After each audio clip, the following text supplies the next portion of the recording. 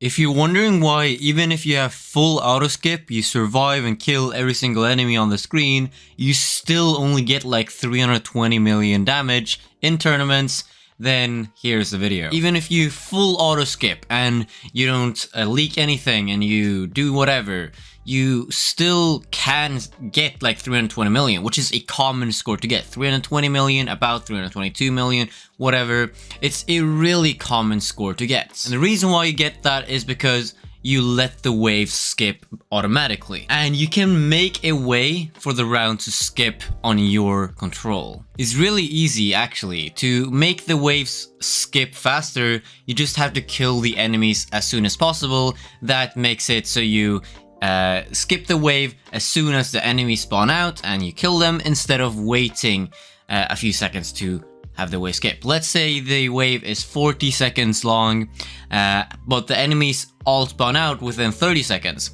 So if you kill all enemies within 30 seconds, then you're gonna skip the wave within 30 seconds instead of the 40 seconds, saving you 10 seconds. If you do this every round, you're gonna be set. One thing to note though, even though I placed all my units at the front at this round and all my units at the back at this run, I still got to wave 35 at the exact same time, and I got less damage with the one at the further back. So at some point, and I'm gonna show you where, you can't go faster than the wave skip automatically. So at some point, the waves are gonna release enemies for 45 seconds and the wave is gonna skip in 45 seconds. Even if you kill the enemies faster, you're not gonna go faster. So placing at the back is fine at a certain point, and you don't need to insta-kill and everything at a certain point. And then even though I got through the same wave at the same exact time, I got less damage on this run than this one because I have it further back. You can still get slightly more damage just at the end, having every single unit killed on their screen once the time hits 20. Unlike if you place them at the back, you're gonna have a few enemies at the front where you haven't even damaged or they're not dead, even though you got through the same wave. So for the first few waves, there are gonna spawn enemies, but after all spawns have come out, it's still gonna take like 15 seconds until the wave skips automatically. So if you kill those enemies before the wave skips, you're gonna skip faster. But after wave 10 hits, so when the first boss hits, it's not gonna go faster. That's where the point where you don't need to kill the enemies fast. You can't make that part faster at all. But the first 9 waves, you want to kill as fast as possible, because then you can skip as fast as possible. This run was not good at all, but what I did was place all my units at the front within the first 9 waves, so where I could kill all the enemies before the wave is supposed to skip, making me skip the waves faster. And that way I got to wave 10 much faster, and I got to wave 35 much faster, and meaning I got more damage. And after wave 10, I do not need to actually kill all the enemies fast. So the boss can leak, everything can leak as long as I survive until the end. And at the end, very end moment, I get as much damage as possible. Because it will not go faster, and the damage cap is at a certain point where I just need to kill everything eventually. Keep in mind though, you still need to survive, and last 10 seconds or last 1 second really does still matter with damage, because if there are like 10 enemies alive at this time you hit 20 seconds, you could have killed those 10 enemies and gotten a bit more damage. So that's where you can get a bit more damage. But other than that, from wave 10 and onwards, you're not gonna go faster, meaning you won't get more damage from those waves. It's a set amount. So the only time you can get more damage or increase your damage output is in the first 10 waves. You need to beat those waves as fast as possible. If you completely ignore this and just don't kill the enemies at all and just let the auto skip go by itself, then these are the times I'm showing you right now. You can note them down, whatever. You reach wave 10 at a very late time. Basically every single wave takes like 30 seconds, and at the end you only have like 2 seconds of wave 35. So you really need to kill your enemies fast.